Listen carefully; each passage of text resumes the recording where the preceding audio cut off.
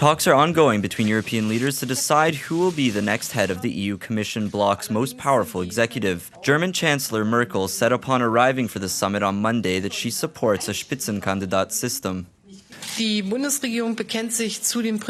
German federal government is committed to the principle of the Spitzenkandidat. However, the parties represented in the coalition have different views as to which Spitzenkandidat is best suited. We also want to prove our ability to act until the next European Council. This means that we in Germany will have to discuss these issues with each other.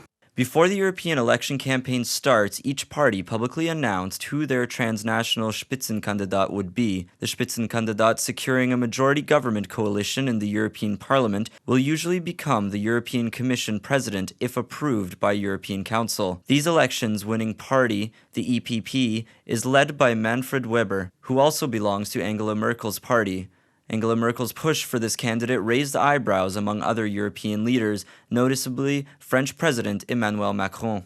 We have decided tonight that there is no automaticity for the Spitzenkandidat and that our institutions should be respected, that the capacities of everyone should be respected. There's a role accorded to the European Council and another to the European Parliament, and that is how we will proceed.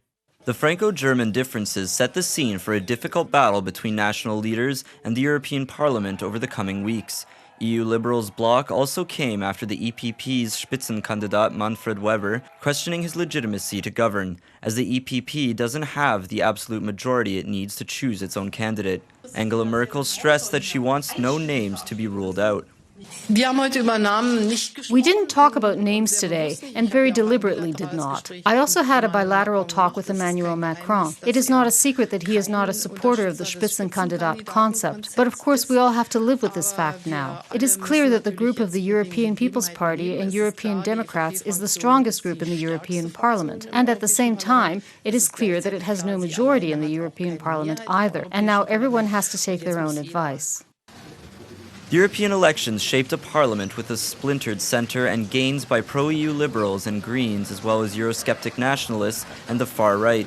This configuration could create an institutional blockage if talks drag on, leaving it unable to make pivotal policy decisions while facing the challenges of an aggressive Russia, an assertive China, and the unpredictable US president. The next head of the EU's powerful executive is due to take office after Luxembourg's Jean-Claude Juncker steps down on October 31st.